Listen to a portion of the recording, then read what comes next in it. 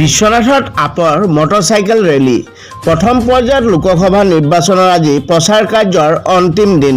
এই অন্তিম নিৰ্বাচনী প্ৰচাৰ অভিযানৰ দিনটোতে শোণিতপুৰ লোকসভা সমষ্টিৰ অন্তৰ্গত বিশ্বনাথ নগৰত আম আদমি পাৰ্টিয়ে উলিয়ালে এক বৃহৎ মটৰচাইকেল ৰেলী। বিশ্বনাথ নগৰৰ আউট এজেঞ্চিৰ পৰা উলিওৱা এই মটৰচাইকেল ৰেলীয়ে বিশ্বনাথৰ অসম অৰুণাচল সীমান্তৱৰ্তী অঞ্চলসমূহ সামৰি লোৱা হ'ব বুলি জানিব দিছে আপ নেতা দিব্যজ্যোতি বৰুৱাই। শোণিতপুৰৰ আম আদমি পাৰ্টিৰ প্ৰাৰ্থী ঋষিৰাজ কান্দিনৰ হৈ এই বাইক ৰেলীৰে বিশ্বনাথত নিৰ্বাচনী প্ৰচাৰ অভিযান সামৰণি মাৰিব বুলি জানিব।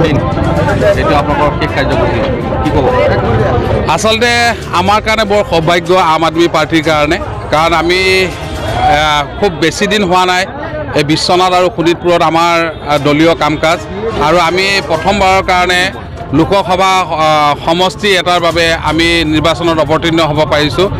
আৰু সন্মানীয় শোণিতপুৰ লোকসভা যি লোকসভা সমষ্টিত, সেই সমষ্টিত আম আদমি পাৰ্টিৰ ফালৰ পৰা ঋষিৰাজ কন্দৈল ডাঙৰীয়াক এইবাৰ টিকেট প্ৰদান কৰিছে, আৰু ৰাইজৰ বিপুল উৎসাহ আমি দেখা পোৱা গৈছে। আপোনালোকেও দেখিছে বিগত সময়ছোৱাত কিদৰে আচলতে ৰাইজে আম আদমি পাৰ্টিৰ বিভিন্ন ধৰণৰ ৰেলীয়ে হওক বা ৰোড শ্ব'য়ে হওক বা অন্যান্য সভা সমিতিত আচলতে সকলো ৰাইজ ওলাই আহিছে।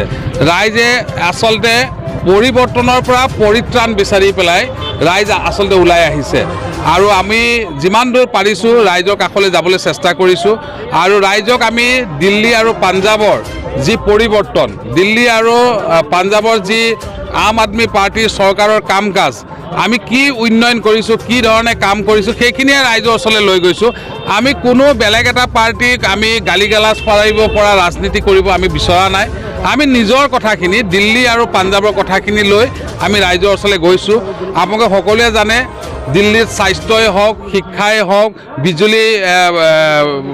বিজুলী বাতিৰ কথাই হওক বা খোৱা পানীয়ে হওক, মহিলা বাছ সেৱাই হওক বা অন্যান্য যিখিনি সুবিধা ইতিমধ্যে দিল্লী আৰু পাঞ্জাৱত পাইছে, সেইখিনি লৈ ৰাইজৰ ওচৰলৈ গৈছোঁ, আৰু ৰাইজে একেবাৰে উৎসাহেৰে আমাক আদৰণি জনাইছে। আৰু এইবাৰ আমি আশা কৰিছোঁ যে বিপুল পৰিমাণে শোণিতপুৰীয়া ৰাইজে আমাক ভোট প্ৰদান কৰি আমাক জয়যুক্ত কৰিব। আৰু আজি অন্তিমটো যিটো কাৰ্যসূচী লোকসভাৰ, আমি ইমান দিনে আমি বহুখিনি কাম কৰিলোঁ, আৰু এইটো শেষ বিশ্বনাথত আজি বাইক ৰেলীৰে আমি সামৰণি মাৰিম।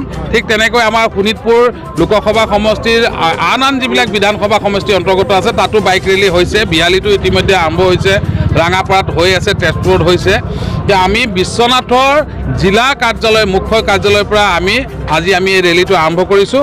আৰু বিশ্বনাথৰ উত্তৰ অঞ্চলত অসম অৰুণাচলৰ সীমান্তৰ পৰা ধৰি চাহ বাগিচাৰ মাজেদি আমি পাভৈ হৈ এনেকৈ দলংগুৰি বালিচাং হৈ আমি ঘূৰি আহিম। আৰু আজি যিটো সামৰণি সময়টো যিটো চৰকাৰীভাৱে বান্ধি দিছে, সেইমতে আমি শেষ কৰিবলৈ চেষ্টা কৰিছোঁ।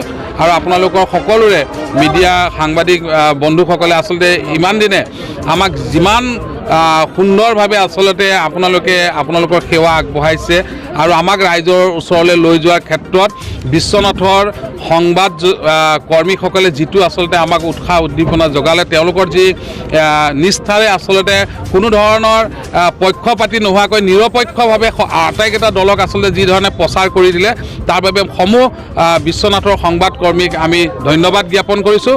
আৰু অনাগত সময়ত আমি আম আদমি পাৰ্টিৰ যোগেদি আমি ৰাইজলৈ দিল্লী আৰু পাঞ্জাৱত হৈ থকা যিখিনি ব্যৱস্থা, সেইখিনি আমি কৰিবৰ কাৰণে নিশ্চয় আমি চেষ্টা ৰাখিম।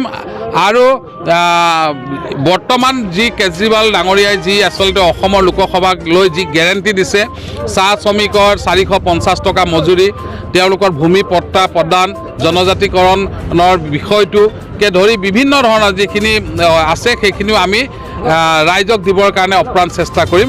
আৰু আপোনালোকক পুনৰবাৰ ধন্যবাদ দিছোঁ। আৰু আমি আজি শেষৰ যিটো কাৰ্যসূচী বাইক ৰেলী, এই বাইক ৰেলী আৰম্ভ কৰিবৰ কাৰণে গৈছোঁ। আম আদমি পাৰ্টি, আম আদমি পাৰ্টি।